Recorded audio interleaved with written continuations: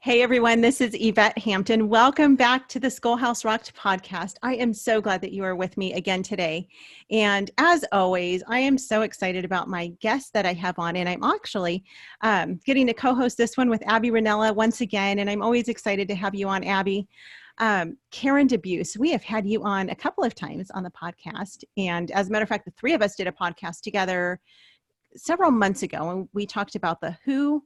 What was it? We talked about the who, the what, how, and the and how. why, right? Something like that of homeschooling. And we had so much fun together. And so we decided to do it again. And I'm sure we'll be back on again together. So Karen, welcome back to the podcast. Thank you. Thank you for having me. I'm so glad to talk with you guys again. Yes. So much fun. We've been sitting here chatting with each other as we've been getting ready to actually start hitting record. And it's just so exciting to hear what God has done in your life, Karen, over the past year. This has been a huge year of transition for your family because you've graduated your oldest daughter. She's now off at college. And so you're finding your new normal. And this is... Oh, yeah, definitely. And I didn't know there was going to be a new normal. So that's been, I don't know. I went into this whole thing very naively, I think. But as we were talking before, maybe God was kind of protecting me a little bit because if I realized how hard it was going to be, I don't know if I would have let her go off to college, but it's all good. And God is in control and God has made it so clear that she is where she's supposed to be.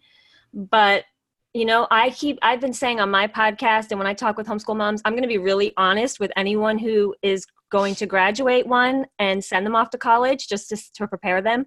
It's hard and there's no other way around it. Yeah. And I think you just have to know that because you're going to walk through a really difficult transition. Even though it's a beautiful and good transition, you're going to walk through it. But God has been with me the whole time. And so it's just another, time to lean on him and really to be a testimony for all he has done. So it's okay that it's hard is what I'm saying. It's like in the beginning, my husband was very much like trying to make me feel better. And I was like, I just got to feel all this. Like, I just have to cry. I just have to feel it because there's no really easy way to go around it. And I don't think we're supposed to go around it. We're supposed to walk right through it.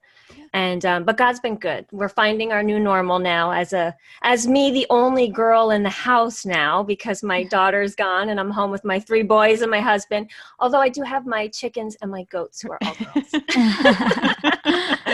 when I need a little girl time, I go out and play with them. Nice. I was thinking when you say it's hard, the first thing I want to ask you, because I haven't been there, you're ahead of us, but, one, do you have any advice? But I was thinking like to prepare for it, but the fact that it's hard is a testament to what you've done because it shows your relationship with your daughter and how close you are and that family bond and that family unit. And I think that I've seen women go through it before.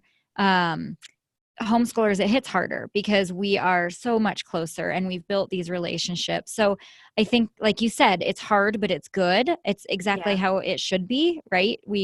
We're close like that and it should be hard to let them go. But so for those of us that are coming up into it, because it's like this is terrible, but it's like my worst fear, but I know it's not a fear because I know it's really what we're prepping for, right? That's what we're preparing them to launch. But do you have anything that we could grasp onto now to help?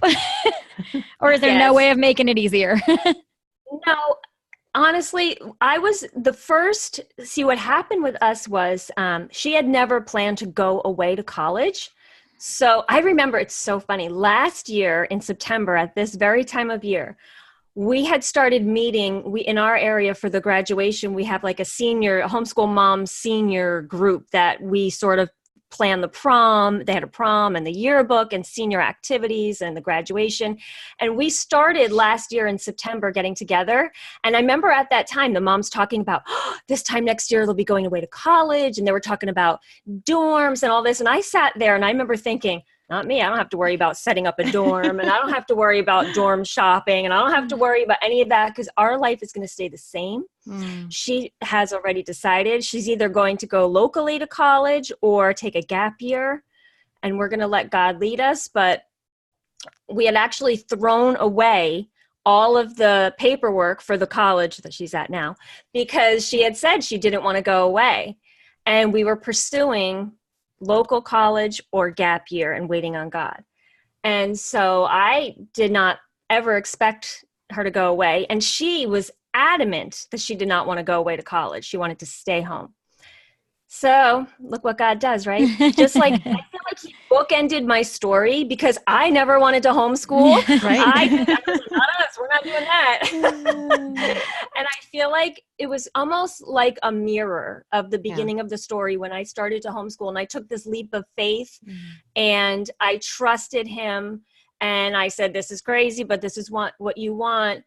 And then he far exceeded my plans beyond my dreams with the homeschooling journey.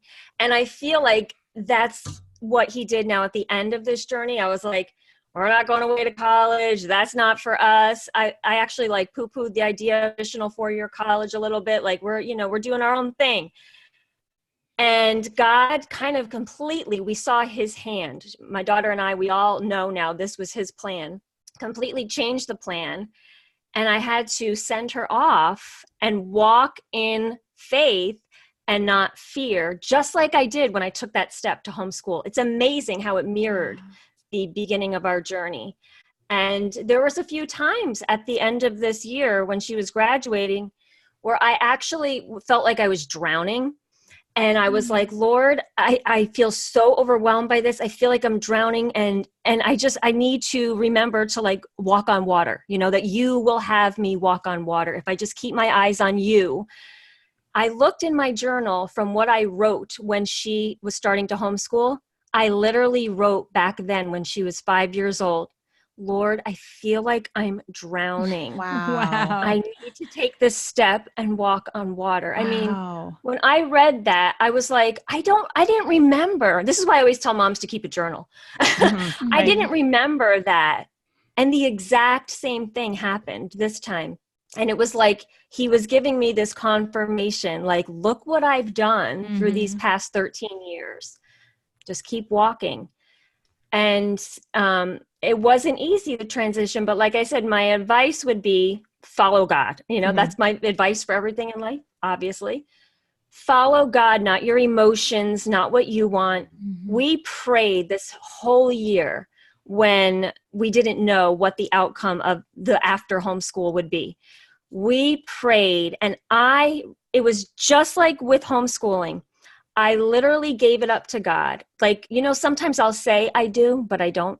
I hold on to it. I'm like, yeah, I surrender this to you, Lord. I give this to you, but I really want what I want, And I felt like it was the same thing with homeschooling. I surrendered it to him, even though it didn't feel good and it wasn't comfortable and I didn't want to do it.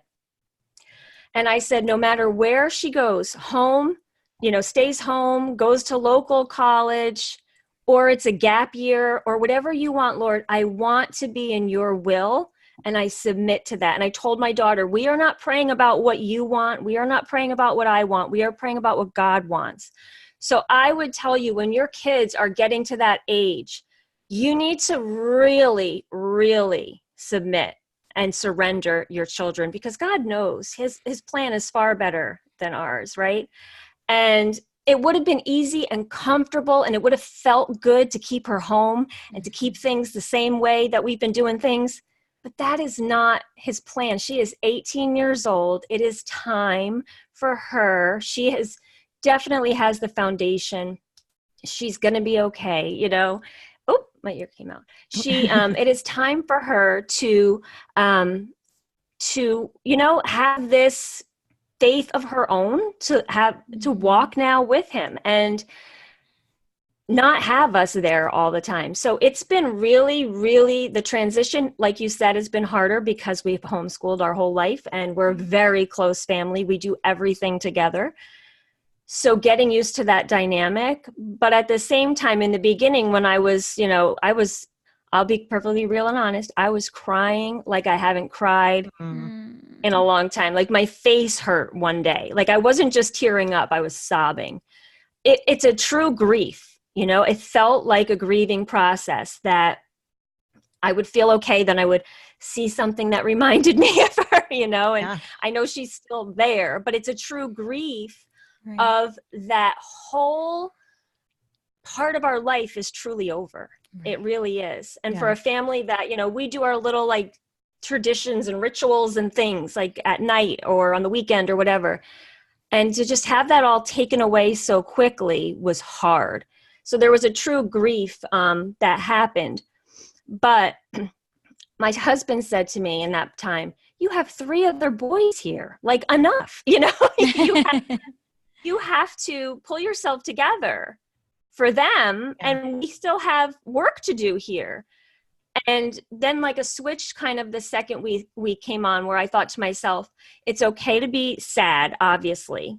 It's okay to miss her, but it is not okay to try to keep things the same. Mm-hmm. It is selfish of me to not be happy. She is at a Bible college. She has wonderful friends. She has opportunities she would never have here. And she's like living the life, and God's got her. I know that.